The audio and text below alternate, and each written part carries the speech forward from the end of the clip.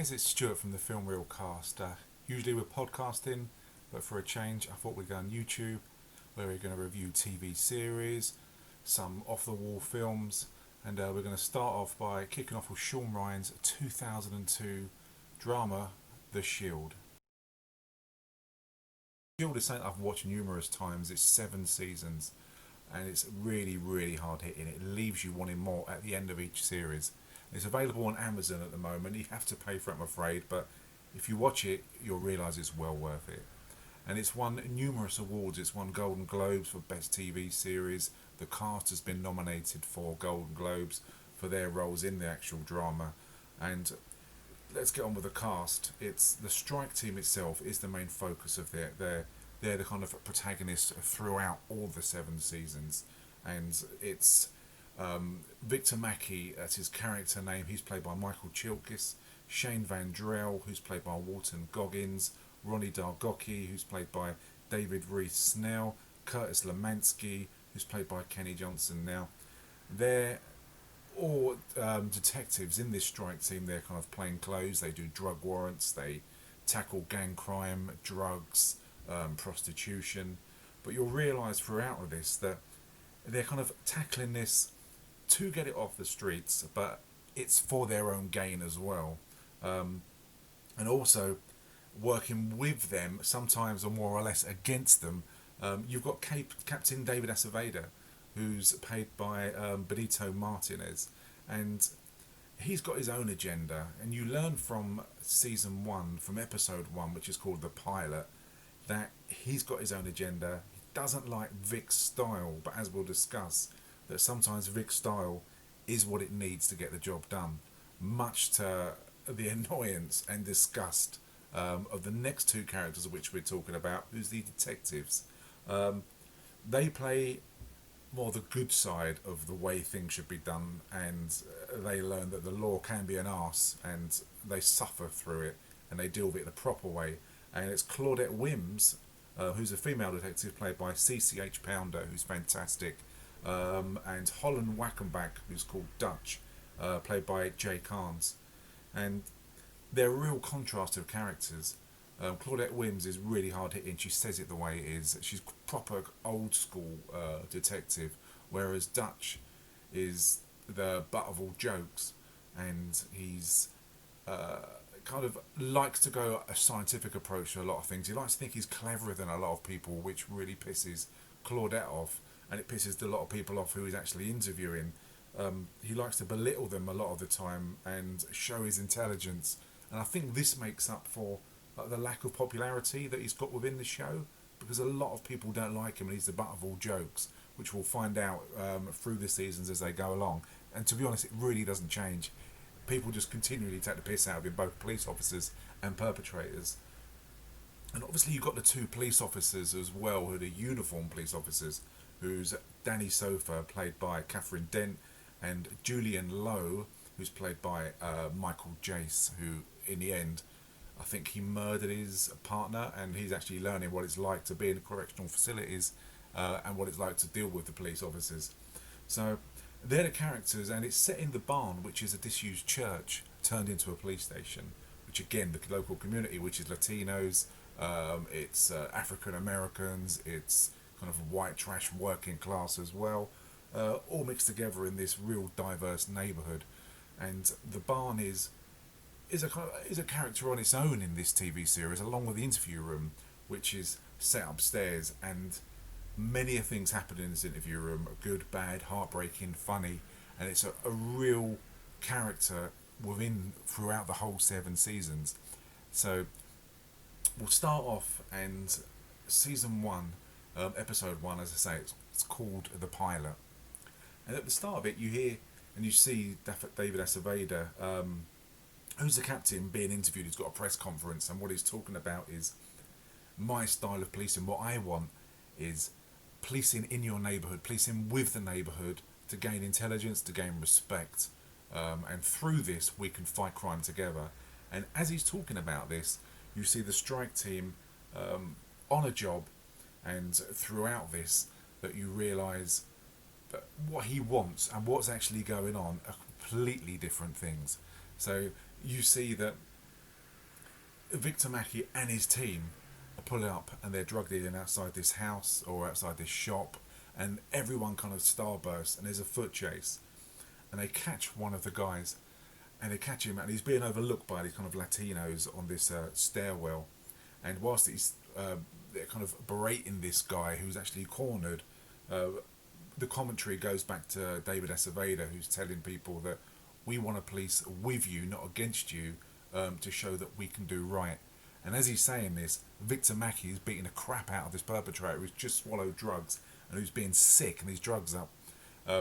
Going against what Acevedo's saying, Mackey pockets the drugs, and then you realise your first evidence that Mackey is a corrupt cop, basically, policing for his own gain, but he's policing for the right reasons, which is the real dilemma if you're kind of playing devil's advocate as to whether you like him or not.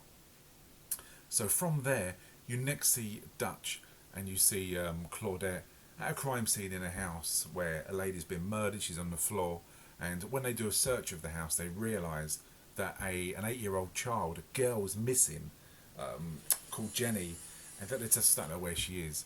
So that kind of sets off the clock's time, the timer for what's going to happen. As in, each episode's 40 minutes, so you know they've got 40 minutes to try and find out where this girl is. And because it's so hard hitting in the way it's filmed, it's really raw footage. You feel like you're actually there witnessing what's going on. It's done so well. And they've got the Steadicam which follows the crew, so when you get a foot chase like at the start of this, you're actually following the strike team over fences, through houses, through shops, during fight scenes. Often they don't cut away. It's really, really clever the way it's filmed. So they've got Jenny, who's outstanding. So whilst that's going on, you've got David Acevedo, who is meeting a guy called Terry Crowley, and Terry is the newest member to the strike team. And I didn't mention him earlier, and you'll find out the reasons why when I spoke about who's in the strike team. And when he speaks to Terry, he wants Terry to report back to David that what's going on with the strike team. Are they pocketing money? Are they hiding evidence? Are they planting evidence? Are they committing murders? And he believes that Mackey's running for different gangs to fight off different gangs. Close one gang down, another one starts up, and Mackey will profit from that gang who started up. And that's what he wants. He wants Mackey in prison, and he's going to use Terry Crowley to gain that. Once he does that, Crowley can then leave the police, work for the government. He's offered protection. Crowley says, yeah, I'll do that, that's not a problem. So Vic then gets a call to Nancy Reborg. He gets involved in looking for this child. Now Lonnie is the father of the missing girl Jenny, and Lonnie is a real scumbag. He's a drug addict, and he's just a fucking horrid person, a real junkie. So he goes around, he sends to do the dirty work, he grabs Lonnie, brings him in for questioning. Claudette and Dutch then interview him, and they find out that he admits to killing his wife. I mean, he's clucking, he really needs his fix. And he sold his daughter, Jenny, the 8-year-old, for $200 to a... So from there, the next guy, because he realised that Lonnie didn't actually... he obviously kidnapped his daughter and he sold his daughter, but he sold it to a guy called George Sawyer. And George Sawyer, he comes into it later on in another couple of seasons for various other offences. But George Sawyer admits that he's a paedophile and he does like children, but he only likes children who are 13 years old. And this interview is a really quite a hard-hitting interview because they don't hold back any punches. Sawyer admits he likes having sexual intercourse with 13-year-olds, but this is an 8-year-old girl, and that's far too young for him. And the way he says that is as if he's morally right not to want to have sex with an 8-year-old, but a 13, 12-year-old is absolutely fine. And it's quite uncomfortable viewing, but it's done so well from the perspective of the way Dutch is interviewing him. So next you meet another character who is in this, I believe, for about 6 seasons. You do get the continuity throughout this. You meet a girl called Connie Reisler, and she's a prostitute, and she's a drug addict. And Vic, you don't know why he has such a soft spot for her, but he does, and he pays off her pimp and gives her some money so she can have some food. You realise that she's got a son, and he gives her some money so the son can have some food. And he's got a real soft spot for her. Tells her to stay away from drugs. And Connie really comes into it later on, and he wants some information on a drug dealer called Two Time. Now, Two Time is having a party coming up, and he's going to have a big shipment of drugs at this party, and that's who they're going for. They want to bust Two Time and the drugs he's got. But morally, the reason why they want to bust Two Time is because he's taken over the cocaine market in Farmington, and Vic's losing out on money. So Vic has been asked to bust Two Time just to open the market up, so the guy who's actually running it can then sell more drugs and pay Vic off. So morally, what he's doing, you look at it and think, great, a drug dealer's off the streets, but Vic's actually doing it for his own gain. And this is the moral dilemma you have throughout all of this.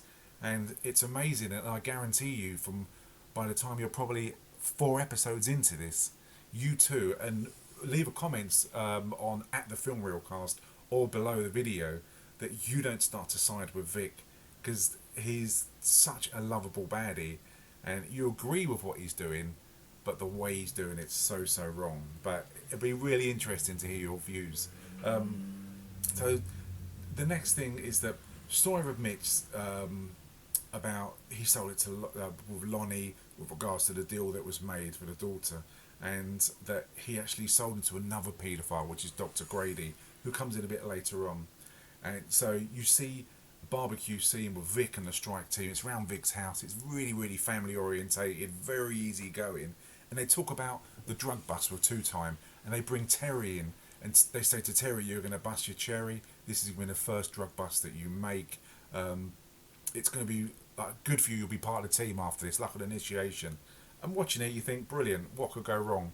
So Terry's really on it. He passes the information back to back to David Aceveda, that this actual deal was going down, and that they're going to be nicking Two Time. Meanwhile, you see Dr. Bernard Grady, who is the guy who was sold the 8-year-old girl. And this doctor is obviously a very intelligent guy. He's very creepy, really gives off that paedophile vibe. You know that there's something wrong. And it's interesting, it's because Dutch goes in there and he interviews him. Dutch is intelligent, this doctor's intelligent. Dutch tries to out-knowledge, it's like a cockfight in battle, but Dutch is trying to outwit this doctor, which clearly isn't working, much to the annoyance of Claudette, and to the annoyance of what's going on with David Aceveda, who they know the clock's ticking. They don't know if this girl's alive, whether she's dead. They just don't know. So it's really interesting. The turn of events, what happens, Vic's in the barn at the time. They can't crack this guy. They can't afford to follow him. They don't know if this girl's laying there dying somewhere. So they turn around, and Aceveda calls Vic up and says, "Do what you do. Get the information from Grady about where this girl is."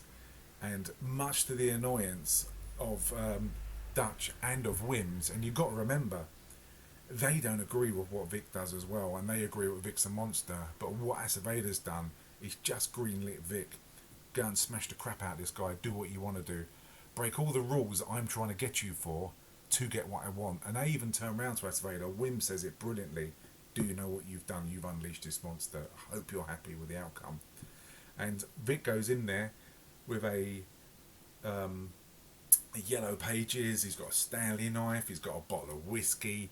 You just don't know what he's going to do. And this doctor says, very similar to, "I've had good cop, I've had bad cop. I suppose now it's your turn." And Vic just turns around with a smile and says, No. I'm not good cop, bad cop. I'm a different kind of cop." And he says it with like he's walking into like a donut store, choosing his favourite donut. He's so happy that he gets the chance. And he's been greenlit to beat the shit out of this paedophile. And he does. And he gets a confession with regards to where Jenny is. So Claudette, Aceveda and Wims, thankfully they go and rescue the girl. She's locked in a basement and she's still alive, which is really good. I thought she'd be dead, but she isn't. And the climax of this pilot is the strike team go to Two Time's house and they climb through the window. And Two Time's there with this girl. He's got lots of drugs around. They're sniffing drugs off mirrors, and As he goes through the window, Two-Time hears something, looks across, and he goes into the bathroom to start flushing the drugs down the toilet. And he's got a gun with him. And it's only Shane Van Drell and Vic Mackey who actually goes into the lounge. Two-Time shoots once, misses. Vic shoots Two-Time twice, takes him out, and he's dead. And they walk up, everything's great. And they walk up to Two-Time, check that he's dead, and he is. As they're checking that he's dead, just Terry Crowley walks in. Ronnie's not there, Lem's not there, Lemansky, Curtis, he's not there at all. It's just Terry that walks into the lounge. Now Terry walks in, Vic turns around with Two-Time's gun, bang, shoots him right in the head. Terry hits the floor, and as he's laying on the floor, you get kind of the flashback montage of moments with the strike team, moments with Vic, moments with Acevedo, and then he dies. And as he's dying, you've got Vic Mackey looking over him, just so happy, evil looking, that he's taken out the problem. And as Terry hits the floor, you're thinking, oh my God, what has just happened? I can't believe it. Vic's just shot one of his own colleagues. Why has he done this? How did he know that he was being hunted down? That he was trying to get information on Vic? I've got no idea. But it's just an unbelievable way to end this. And he looks over Vic, as I say, it just blanks out, and that's the end of it. So you've got a paedophile who's been caught, you've got a captain who wants one of his best police officers taken down, and then you've got the grass, the rat inside who was bringing him down, shot in the head, murdered by his own colleague. And that's just within 40 minutes of the pilot, season 1, episode 1. So what we're going to be doing is I'm going to discuss every single episode up to the end of season 7. As I say, I've seen this twice, all the way through, and it's an incredible series. So before you watch this, just look at it. It's on Amazon. You have to pay for it, but it's well worth it.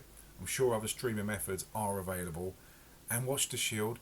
Leave comments if you love The Shield. Let me know what bits you love, what characters you love, because you get to some parts in this where you just cannot believe certain things happened and the direction that this goes in. Honestly, it's a real no holds barred TV series. It's absolutely fantastic. So watch it, or if you haven't seen it, stop watching this, which I don't often say, and then watch episode 1, come back, listen to this, and let me hear what you think. So this is Stuart. I'm signing off now. I'll be back very soon with episode 2 of The Shield. Thank you.